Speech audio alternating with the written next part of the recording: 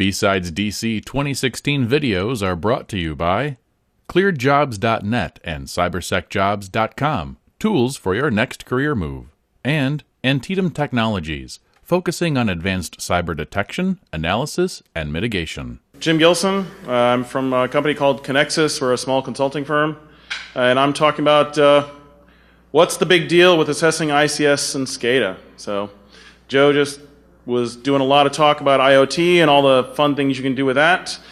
I'm going to get into the dirtier, kind of nastier world of ICS and SCADA. So who am I? About 4 years ago, I joined a small consulting firm, Connexus. We specialize in safety and security. So the majority of our business actually design safety systems.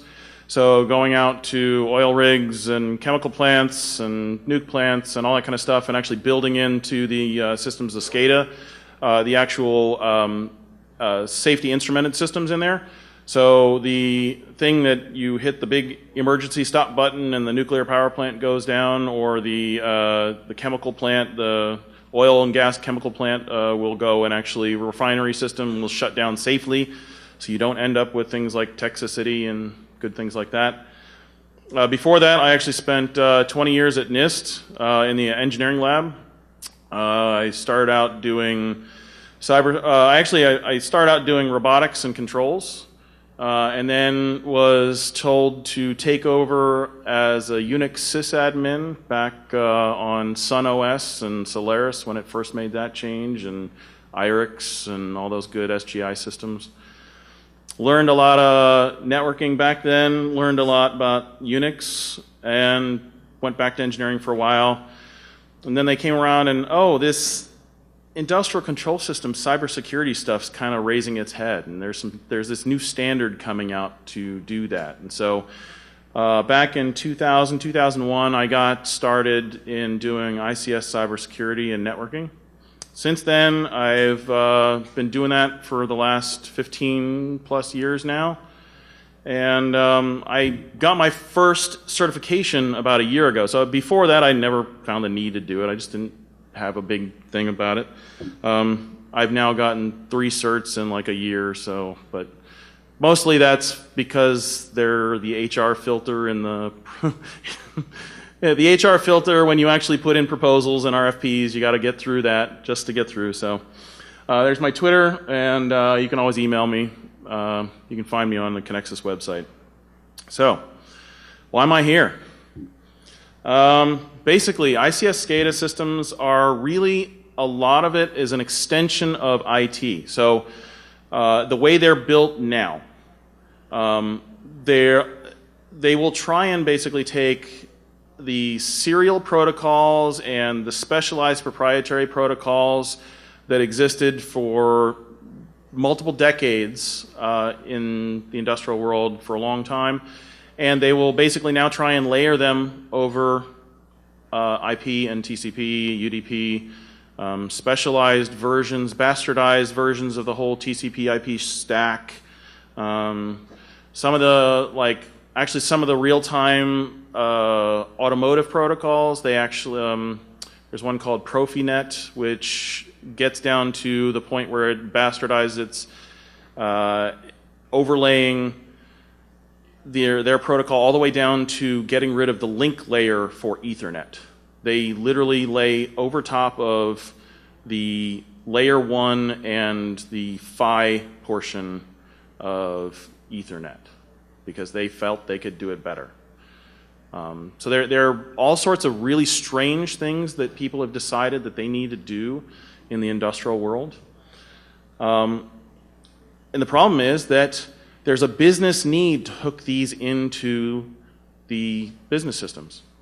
They need to get data out of them because they need production flows. They need to know, the board level needs to know these kind of things, especially when you get into public companies. They need to know these things on a regular basis. They need to know them daily, hourly, especially now you get into power plants. They need 15-minute kind of like levels of power consumption versus production and usage, so that they can do the proper billing when you come to doing AMI and the automated metering and things like that, because the electrical market goes that fast, and the actual billing prices for different systems change based on the commodities of how things all work. So they need the information, and they need more information faster and in better synchronization with the production that's going on down at the lower levels. Generally, they don't behave like IT systems. It's not the kind of thing where you've got a computer down at the lower levels that's accessing a database that might be higher up in your architecture, or accessing an internet web-facing client someplace out there in the cloud or anything like that. You've got lots of systems that talk at the lower level, then they aggregate information, throw it up to the higher level, and there may be some interaction between that and another higher level and a higher level and all. It's really fully treed architecture all the way down in most cases. Now, then they throw in all sorts of like ring protocols, and they throw in star topologies and bus topologies and all sorts of really strange things that have been sort of like moving away from the IT environment. They're still in ICS and SCADA, and there are valid reasons for having them, especially actually the ring protocols are quite a bit used in redundant systems for substation communications. They'll use that sometimes where they need to have multiple paths between that substation and the control center. So they'll actually use a ring protocol to make sure that they always have at least one failure potential in the system for their ring paths. High-speed manufacturing does the same thing, where high-speed manufacturing, especially like automotive and semiconductor manufacturing, packaging is like really fast. Pulp and paper is actually one of the fastest that there is out there. They get down to doing sub-nanosecond or around 10 nanosecond timing on their motors for like a mile-long run of paper. So the newspaper rolls, big, huge like newspaper rolls that are about the size of like this from floor to ceiling here, those have to spin at like hundreds of miles an hour, and they have to synchronize about 100 motors in a quarter mile to get those to go right. Otherwise, the paper will break, and they actually take like 2 weeks to clear out all the paper and restring the whole thing. So production downtimes can be pretty bad for that. So you have to understand the different ways that the systems work in order to do this. And now they're actually being scrutinized, especially after some of the recent attacks. People are saying, wait a minute, these things can do weird things, and you can aggregate them, and this stuff's on the internet. If anyone doesn't know about Showdown already, go look at it and do some searches. There's actually inside Showdown, one of the like additional things you can go to is their ICS world map. And you can see all the different protocols that exist out there and see some of the different ICS things. And searching around on that, you'll find that there's tens of thousands of easily identifiable ICS systems on the internet. There was a project a few years ago called Project Shine, which was done by some guys that I know, where they actually went and searched the internet and found easily over 1 million devices using industrial protocols on the internet. And these are devices that may or may not have been patched since they were updated or since they were installed. So traditional ICS and SCADA environment, what are we dealing with? There's 3 main systems that are typically talked about when you're talking about ICS SCADA. There's industrial control systems themselves, ICS. That is a general term used to basically describe everything, all different types of industrial control. So this is automotive manufacturing and chemical manufacturing, substations, power generation, nuclear power plants, diaper manufacturing. Everything is pretty much all using what's called industrial control systems. In most cases, ICS are located in one particular location.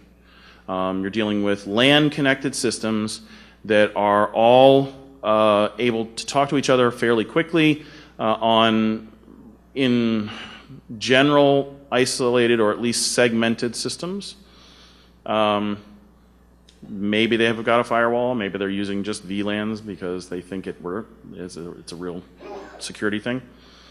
The next level up is what's called distributed control systems. And a lot of times what these are a lot of the chemical manufacturers, petrochems, oil and gas refineries, this kind of system, what they do is they basically have this monster server that talks to a huge number of really semi-intelligent, anywhere from like really dumb to semi-intelligent devices around the plant.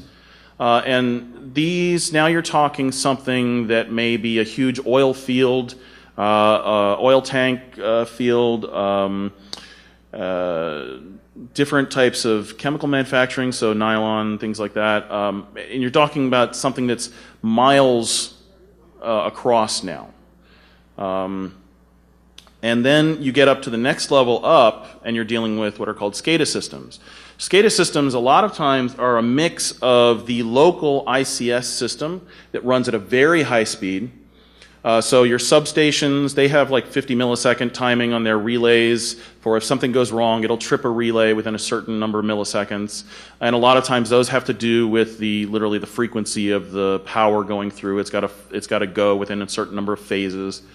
And then on top of that, there's a wide area network set up so that a control center at a particular location can monitor that and look at all the different stations that exist within a huge geographic region. Maybe it's a citywide. Maybe now you're dealing with statewide or even multi-state kind of communications. So when people use the word SCADA, they don't always. A lot of IT people just hear SCADA and think that's like everything. No, SCADA is a particular type of industrial control system that's usually considered a wide area network like that. So, and if you walk into a plant and you call it the wrong thing, especially if you're coming in there to do an assessment, they will look at you funny and automatically assume that you're IT and you don't know what you're talking about. So this is something to actually know when you go into plants, or go into even if you walk in and you're doing an assessment on a building or a company, and you walk in and you say, "Oh yeah, where's your SCADA systems?" And they're maybe dealing with a building automation system. Their building automation system is a building automation system. It's not a SCADA system. They will kind of basically shoot you down right away because you automatically don't know what you're talking about. So. And then, as I said, there's a lot of non-traditional or ICS SCADA systems or other control systems that exist. Building automation systems are the easiest ones to kind of like start with because they hook into all sorts of things. So everyone's been complaining about the temperature in these rooms. And well, I get into HVAC in the next one, but basically that is a control system. It's sitting there. It's got sensors to figure out what the temperature in the room is. It's not like the home system that you have. It actually is trying to regulate the whole building all at once because they've got huge chiller plants where they've got to turn on and off big equipment, not just your air conditioner that sits outside your house. They have to turn on whole chiller units. And so these kind of systems only get turned on very slowly, and it takes hours to cool down an entire building. It takes hours to heat up an entire building. So they have to do these things at different time scales than you're used to dealing with.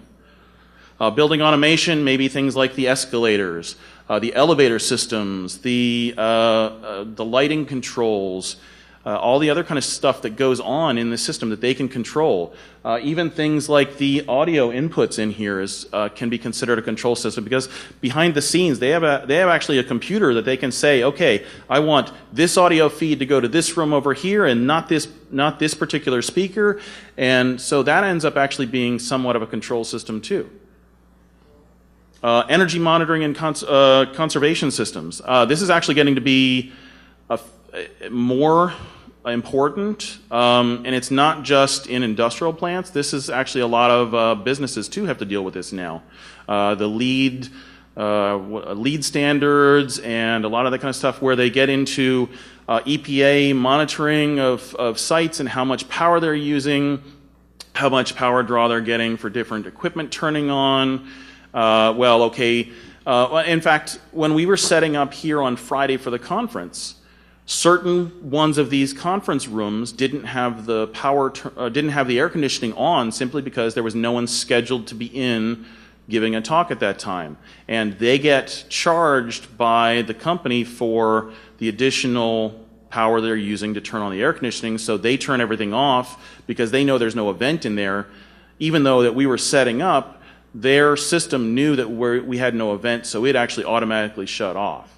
Again, that's another control system that you're dealing with. Fire suppression and monitoring. So all these fire sensors around here, they're actually networked. They use IP networking, and they talk over, most of the time the fire suppression is actually our fire monitoring is a separate isolated network. A lot of times it's actually red cables. They do that on purpose just to make it obvious. But again, that's an IP-based network that's attached to a PC server sitting someplace, and they actually monitor that, and there's communications between that and the fire department and the police department locally, and they're all interconnected. And again, they're IP-based, they're Windows servers, they're sitting there, they're also control systems. Physical security, oh man. So physical security, all the badging systems, your door. The door in your room is not typically. That's actually a local one that's connected only locally at your door, and it's a code number that's on the card that they reset every time. Oh, I forgot my key, or my key doesn't work anymore, so you go down and you get a new code. But badging systems for your company, the little HID badging system, that's actually connected to a network. A lot of times that's connected to the business network. It may or may not be segmented. And there's all sorts of fun things you can do with that. People go to ShmooCon, go to all these places, and they'll talk about, oh yeah, I got this like really cool way of like defeating that. Well, that's another entry point into your system. Monitoring systems, the man traps in a lot of the Defense Department stuff, that's all connected in. There's monitoring, okay, that man trap went off, so these guys get an alarm, they've got to come down with the big guns and all and figure out what's going on. That's all interconnected. Traffic monitoring and control systems, so not the stuff you see in the movies, the real traffic monitoring and stuff. They actually do adjust for things like time of day, whether it's rush hour or not rush hour. The older systems are analog or locally controlled, and it's like there's some supervisory, like at least monitoring that goes on. Some of the newer systems are actually getting into doing adaptive control that goes and has actually be controlled by a server that exists back in the control center, and they're getting signals to change things in adaptive because they find, oh, there's an accident here, so these guys are now they're rerouting, all the traffic's rerouting around that, so now they start to adjust from a top end, saying, okay, well, let's start adjusting the timing on these things. And then sensor networks is another kind of newish one that if anyone does military work, CBRNE, these are sensor networks that exist around around different areas to look for plumes of release for different chemical sites or nuclear, or so chemical, biological, radiological, explosive, and nuclear, I think is CBR, radiological, nuclear, and explosive, CBRNE. And so there are these sensor networks. Things like the sensor networks on the lights that exist in the cities. They'll actually like mount sensors that exist on the street lights to actually do sensing of the weather, lots of different conditions. One of them, in certain areas, they actually will put CBRNE sensors on those that they've been experimenting with, seeing what they can actually see for environmental monitoring and such. So, There's lots of different things, and it's all kind of like networked. So I'm going to do a little bit about some stuff that I like to throw in here. So if you live here and you're doing electric power generation or transmission distribution, you don't want to live here in the Northeast blackout. It's not really a place you want to be. So you need to think about what's going to happen here. If you live here doing chemical plants or doing oil and gas kind of things, you don't want to live here in Texas City, where their safety system, its redundant backups basically were overlaid because they didn't think about the possibility of something happening. It just didn't occur to them into their risk model.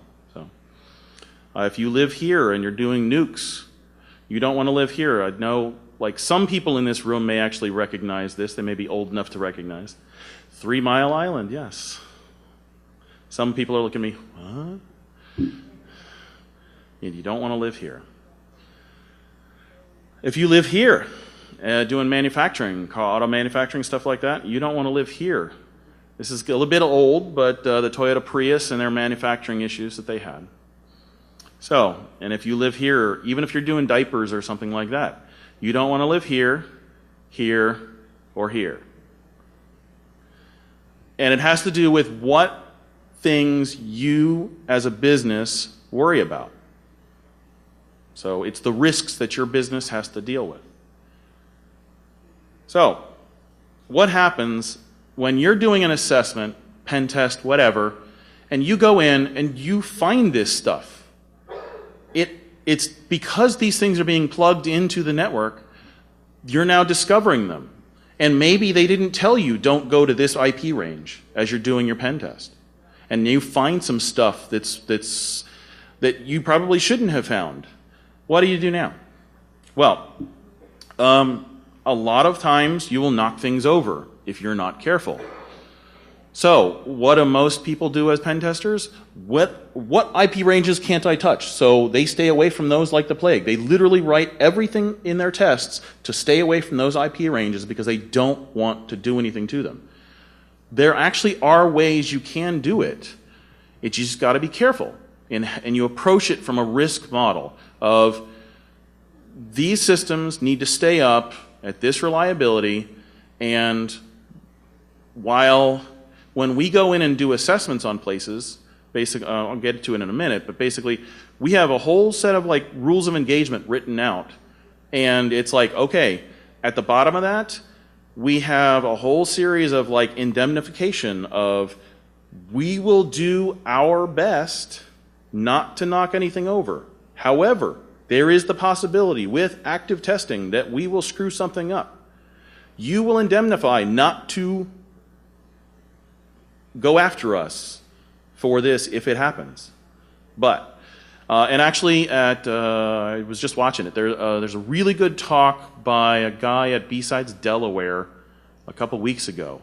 It hasn't been posted fully, but he's a lawyer. He actually talks about all of the stuff that you need to write into your contracts, indemnification and like the get out of jail free card and everything like this. I totally forget what his name is, but in the tracks where they literally recorded an entire room like they're doing here, it will be up later on, I know. You're going to have to look at the schedule for BSides Delaware, but there's a really good talk where he went through a whole series of stuff that you got to think about doing RFPs and doing contracts. So, understand the risks of what you're doing. Understand the risks of the places you're going into. Even if you're just doing a building assessment, understand that if they haven't done it right, their fire systems will be possibly affected by this. Their escalators, their elevators, their building control systems, everything can be affected if they haven't architected their system correctly. And I can tell you, most people don't architect their systems properly. They believe in VLAN segmentation. They believe in, oh, we're behind a firewall, and we've got all the crunchy goods, or we've got the crunchy outside and the M&M model on the inside, where it's the nice, juicy stuff. They believe one firewall at the border is all they need. This happens. This is the way of the world. live with it, understand the risks that you're going into as you're doing these things, and work with people. So, talk to the customer. You should never go in ready to actually hit things on purpose, day one, minute one. When we go and actually do a vulnerability assessment on facilities, we don't actually usually touch the facility until at least lunchtime the first day, usually not even the first day at all. We spend most of the first day doing nothing but risk assessment and risk analysis. We go through and fully look through where we can touch, where we can't touch, where we have to be careful with, where we need to basically tell the people, okay, you need to be monitoring this when we do our job, just in case things do go wrong, we can back out, that kind of stuff. Very few things you will do in assessment will cause a crater or cause really bad things to happen. Usually when it comes to doing Stuxnet and all these kind of things, there's a huge series of things that have to go wrong for that to happen. And as long as you are prepared to stop what you're doing the instant something starts to go wrong and back out or try and work with the customer to fix it, then you're okay. But if you're just kind of going along and doing your thing and you don't pay attention to what's going on, that's when bad things can happen. So pay attention to what you're doing, making sure the customer is also paying attention to what you're doing so that you can understand things and try and work things out. Most problems that you will come across doing an assessment of these type of systems is downtime of some sort. A system goes down because you ran a Nmap heavy scan on it or ran Nessus against it and shut this server down or shut this particular PLC controller down or things like that. That stuff's going to happen. It will happen. I've run into problems where you even send a ping to a device and it goes down because it's just so overloaded that it can't handle this extra thing. As I said, people do strange things to the TCP/IP stack. They decide that they want to roll their own TCP stacks. And this is not uncommon. It's actually not uncommon. They really think that they can do it better than everyone else that's been doing it for the last, 30, 40 years? Because they know their systems. So they just get this in their head that they've got a better way to do it, and things go down. DHCP packets actually coming on a network, broadcast DHCP packets, do really weird things. First of all, okay, so DNS is one of the things that I know really bad. It does all sorts of really weird things to systems, but most ICS and SCADA and even building automation, all that kind of stuff, they don't use DCS. They do use statically assigned IP addresses. Or if they do DHCP, it's a statically assigned address at the server. They don't do DNS because they're not talking out to the internet. They're talking to a particular IP address. This controller is at this IP address. This I/O block is at this IP address. They know that those two talk between each other. So they basically do that. Now the big thing is that unplanned downtime for these systems is real money. They are producing actual widgets. They're producing power. They're producing chemicals. They're producing whatever. It's real money to them if their systems go down. About 15 years ago when I was doing work with the auto industry, they were recording their final assembly line is $10,000 a minute if anything goes wrong on that one assembly line. And if you talk to, just look at Amazon or those guys. If one of their servers goes down, okay, fine. But say the ISP that connects Amazon to the world goes down, okay, now you're starting to get to actual money things where you can start to think this downtime relates to actual things going wrong. What was it, the DNS problem earlier this week where they were having problems with things? Dying DNS went, and so that's real money when things like that go down.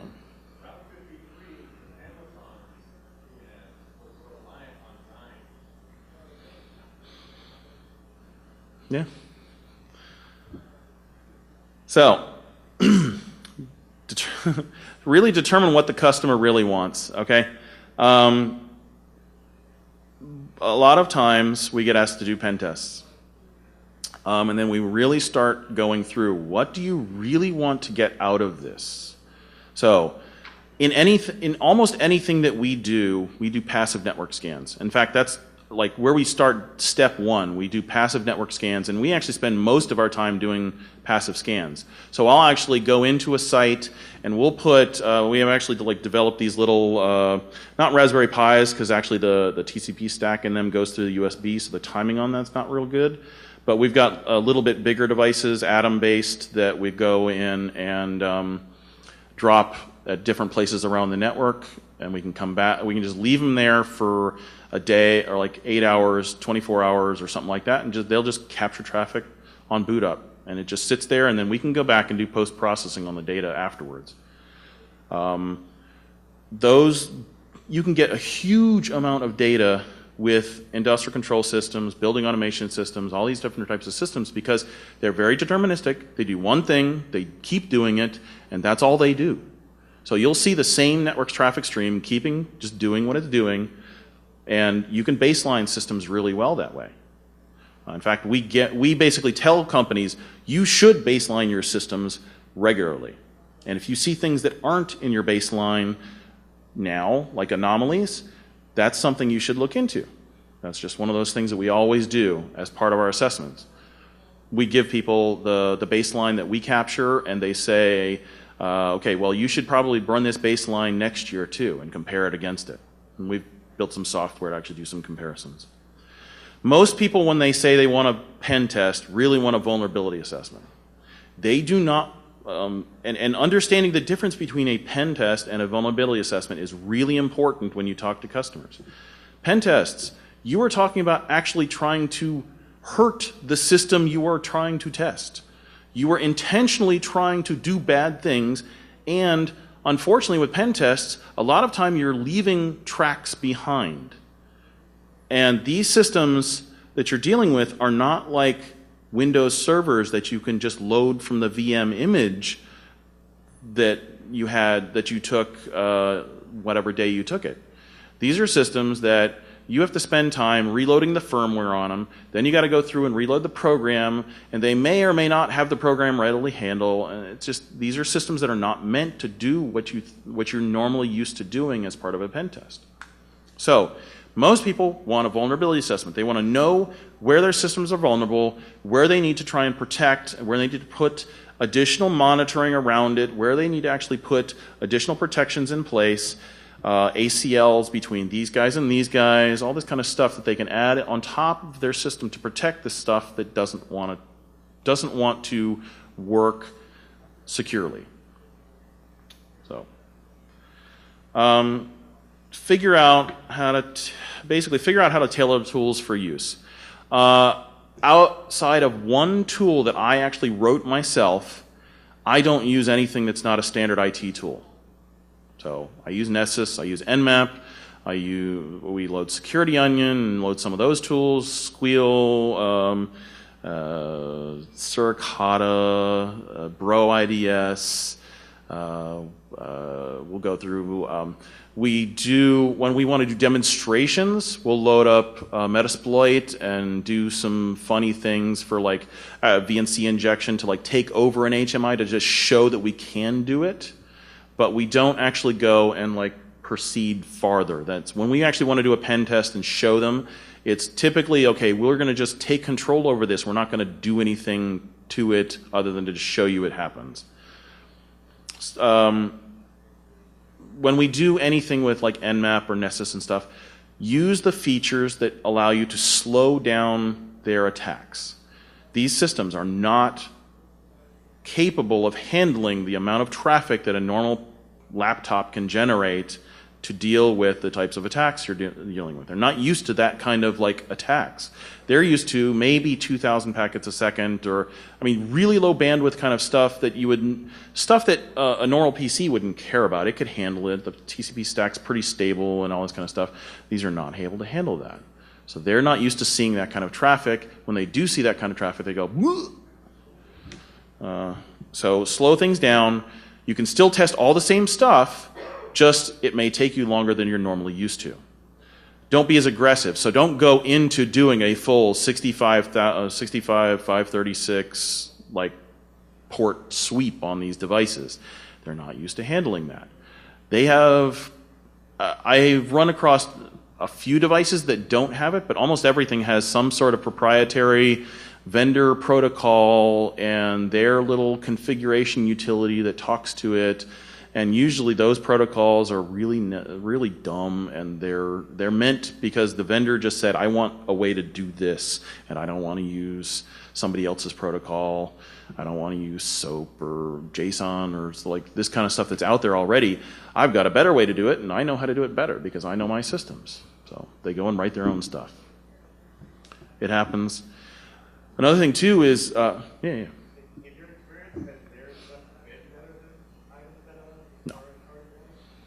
I haven't found a single one of the vendor-developed tools that does that kind of stuff to configure their devices that is more secure, more stable, or anything like that than the standard protocols that exist out there.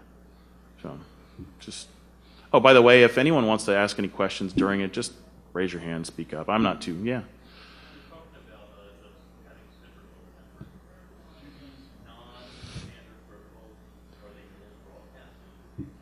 It depends on the protocol. So typically, when we put those kind of sniffers on the network, we're hooking into a monitor port off that switch. Some protocols are talkative over the network, though. One specifically called Ethernet IP, which is used in a lot of the auto manufacturing. Yes, Ethernet/industrial protocol, not Internet protocol. Terrible name. It's a particular company's trademarked name, so they can't get rid of it. Yes, it was a really bad decision by this particular company.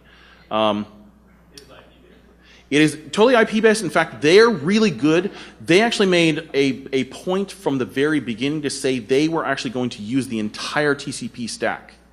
So they actually made a point of saying, we're going to do it using standards. We're not going to overwrite things. When we want to do a particular feature, we're going to use standard ways to do it.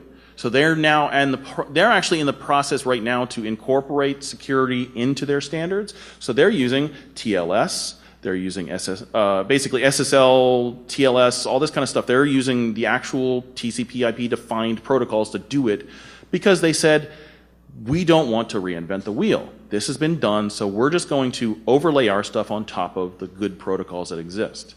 So when they want to do high-speed control, they use the precision time protocol, the IEEE 1588.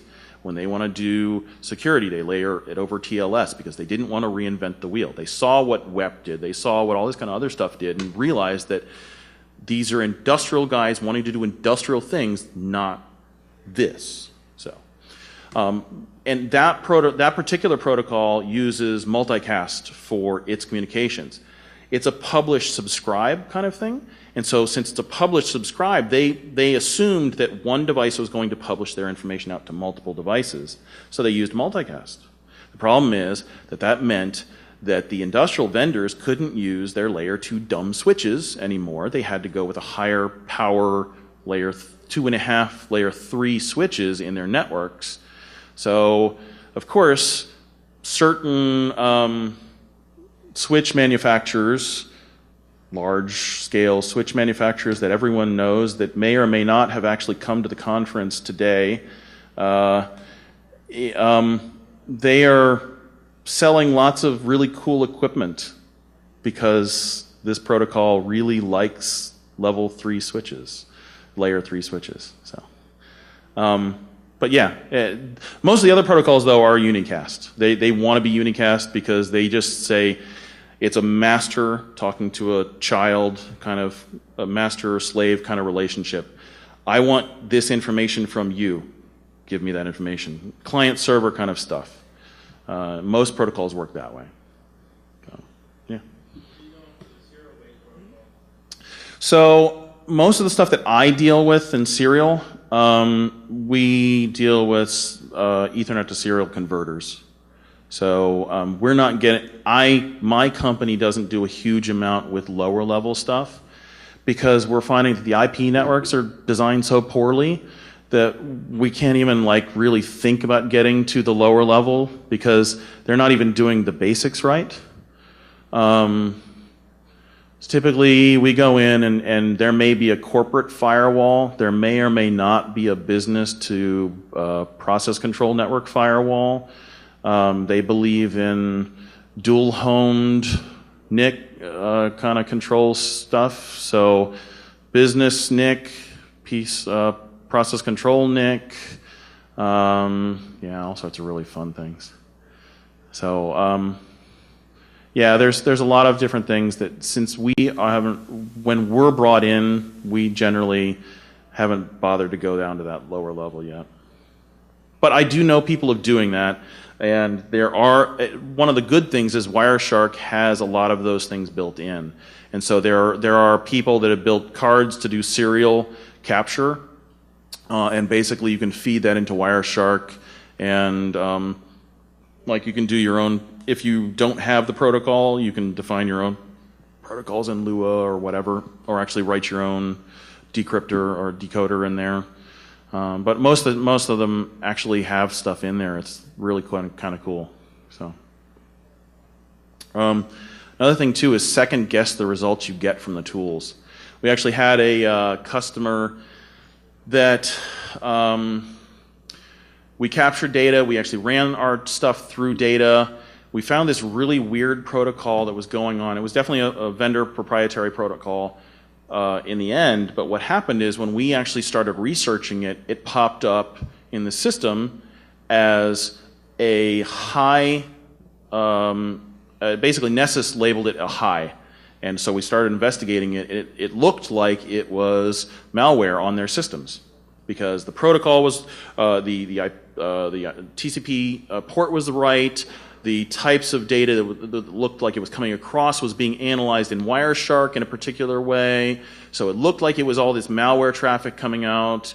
It turned out it was a vendor proprietary protocol that the plant forgot that they had taken half of this system out. So what it was is it was at the top of a smokestack, they had this environmental monitoring system. And then they had a system down lower, and it would use wireless to talk between them. And down at their plant level, in the building where they could actually get into the main network, they had these this receiver in the system, and it was going out and communicating over into the network. They had pulled the one from they pulled the one from the actual network down lower. But they didn't pull the one from the top of the smokestack because it was too hard to get up there. It turned out it had another receiver that was in range of it that was receiving that information, and it was just a vendor proprietary protocol that ended up getting blasted onto the system and looking like malware. So don't always trust what you get, especially when you're dealing with industrial protocols. They decide to use ports that may look like malware. If you throw it up into VirusTotal or if you run it through Nessus or whatever, it'll come back with all sorts of really weird things. You have to actually go and look at those and say, is this really something that's bad? Or is it just something that these tools think is something else? So most PLCs don't come up properly when you run an Nmap scan on them. Nmap tries to do its analysis of like what operating system is this, and it'll come up with all sorts of things and just really strange kind of like ideas of what it is because its idea of what these things is based on the responses back during the TCP, like the different attacks it's running. And so you don't always want to trust what it's telling you. Sometimes you have to actually turn off the recognition that Wireshark does, turn off the protocols, and actually just start looking at the actual hex or looking at the packet decodings and seeing what's going on. When you actually go in to do an assessment someplace, whether it's doing something in a building system, doing something at an actual ICS SCADA kind of stuff, there's a bunch of questions you got to ask before you even go into this. So, what kind of personal protective equipment do you need? And yes, this is a picture of me. So, do I need a hard hat? Do I need safety glasses? Do I need a vest? Do I need fire retardant clothing? Do I need safety shoes? Do I have to worry about steel toes versus fiberglass safety shoes? So that's an issue in manufacturing, where they deal with crush injuries to your toes. If you're in steel toes and that gets crushed, you'll lose your toes, whereas if they lift that off, the steel doesn't actually release, and so it bends and actually like bites into your toes, whereas fiberglass will release once the weight's released. So they have different regulations for different industries. Do you need the ones that I have are chemical resistant. They're steel toes, safety shoes, but they're chemical resistant. So I can go into chemical plants and not have to worry about slipping or having the actual rubber on the bottom deteriorate because of the material that I happen to be stepping on. Things like that. A few years ago, I was in a ammonium nitrate plant. And this one makes military-grade ammonium nitrate, so the stuff that goes into C4, TNT, all that kind of good stuff.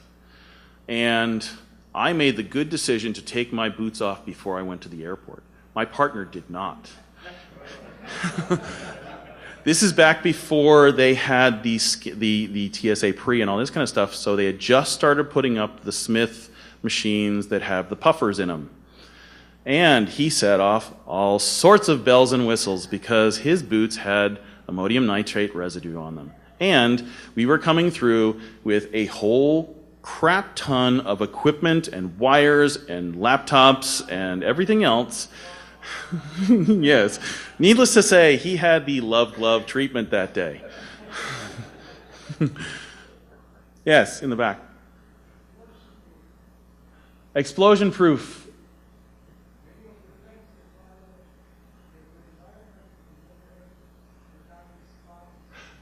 Yes, that's another issue. Because of the network stuff that we do, a lot of times we're not allowed into those areas, but it is something to consider. A couple of years ago, I was doing a corn processing plant, and corn dust is explosive. So, of course, the actual the racks that they have in that plant are actually positive pressure racks. So they actually force air into the rack so that any dust that is in the area does not get into the rack. What they found is that corn dust is not just explosive, it's also corrosive. It's corrosive to copper and corrosive to things like electrical equipment. So it was corroding the electrical connections in the UPSs, and it was corroding the network switches because they were using RJ45 connectors on their network switches. They weren't going with like M12s that are environmentally sealed or even the big environmentally sealed RJ45s or anything like that. They were just using regular like Cisco 1U switches. And so they ended up basically every 6 months they'd have to go and replace a layer 3 network switch from Cisco, which they're not cheap. Because they found that it literally was like corroding the connections on the RJ45 pins and all kind of weird stuff. So yeah, there's all sorts of really weird things you got to deal with in industrial plants. And then, actually, cool. Safety training. Another thing you got to deal with in a lot of places is maybe you have to take an hour's worth of safety training when you first show up. So you got to plan for that when you actually show up for your engagement. If you got to be there and meet with these people at 8 o'clock in the morning, well, you got to take your safety training at 7 a.m. So that means you got to get up and get out the door that much earlier. This is actually something we're dealing with right now. Can you actually plug in and use your equipment on their network? Regulatory requirements in some plants will not let you actually touch their equipment. You are allowed to tell someone else what to do, and they can collect the data. They can actually go and run the tools, but they have to use their equipment because it's regulatory mandated that they have to use that vendor's, or sorry, not that vendor's, but that end user's equipment. and only end users that are qualified, and usually it's like 4 months worth of qualification to go through to actually get that. Logistics of communication, this is another one. Because they're dealing with a lot of times it's proprietary stuff where they don't want it going out all over the world, do I have to encrypt the data going over? And a lot of the people that deal with military, government, all this kind of stuff, they're used to this. But the industrial guys, a lot of times they don't know how to do this properly. So we had to explain how to use PGP and things like that to some customers. They were regulatory mandated, they had to do this. In order to send data back and forth, they had to actually use different types of systems. Where are you allowed to actually store the data? Can you store it on your systems, or does it have to go on one of theirs and you access it, or all kinds of weird things like that. During the engagement, this is the big one. What are the risks during the engagement? When you go on site, where you spend the first few hours at least going through and figuring out where are the risky parts of the plant. Where are the risky types of systems? Am I going to go in and knock over the fire system and then have to deal with that? Am I going to be connecting up and hitting the control system for this particular really bad part of the plant, ethyl methyl death or whatever, and all sorts of different things. Yeah, we joke around. That's one of those things. Always do a walk down before you do anything. What I mean by walk down is literally walk the network, walk the actual plant to see what stuff is, get a feel for what's there. That's one of the reasons why we go in and we actually like wear the full gear. We'll go out and I'm going in and wearing radiation badges in my most recent customer just because I'm doing a nuke plant recently. Just go and literally walk down around the system to see what's there, see how it is. Get a feel for the environment you're dealing with. Don't come at this from sort of like IT ivory tower. They really hate that. If you can actually go into a control room and walk in with a box of donuts and talk to the guys that are actually like control operators, they will love you. They want you to treat them like real people. And a lot of times IT comes in and they enforce all these policies.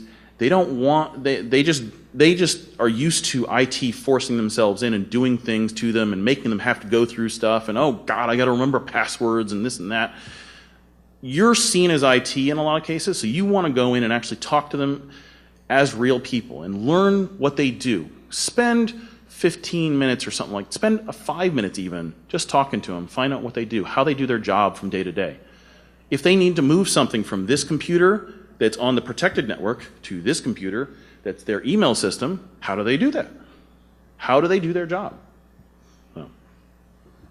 One of the big things that we always insist is, will someone be monitoring the system when we do our job? Yep. Will someone actually be monitoring the system? So is somebody going to actually be an operator sitting there to look for weird things happening if we're starting to hit Nmap and starting to do things? So, and then how are we going to report things? So reporting is one thing of, okay, we're going to just issue a report and all this kind of stuff, but what if we find weird things? It has been known to happen to find porn, to find games, to find malware, to find all sorts of things.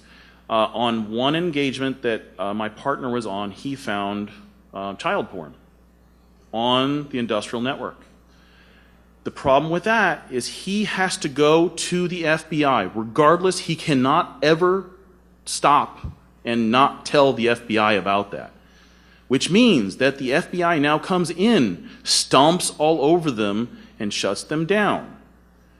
Certain cases you have to deal with that kind of situation.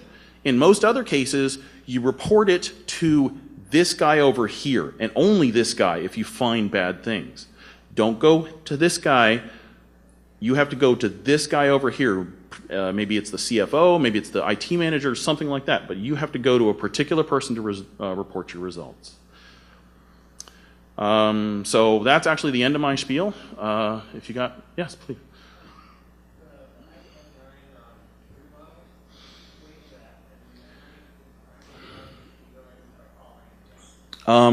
So one thing I didn't say is that I'm also the co-chair of the ISA 99 committee. So if you've heard of ISA 62443, or the ISA IEC 62443 series. I'm the co-chair of that committee. Generally, we actually find a lot of people using the ISA 95 Purdue model, at least thinking like that, because it's a manufacturing kind of way of looking at the system. So when we go in and talk about, okay, you're dealing with your level 0s or your level 1s, they actually do understand that, because that's been around for a while and it's very industrial control system manufacturing based. Now, that works great for manufacturing systems. When you start going into SCADA, actual SCADA systems where you're dealing, it breaks the Purdue model a little bit. So, but generally, most people can at least describe their systems in some form of Purdue model. Yes. Yeah.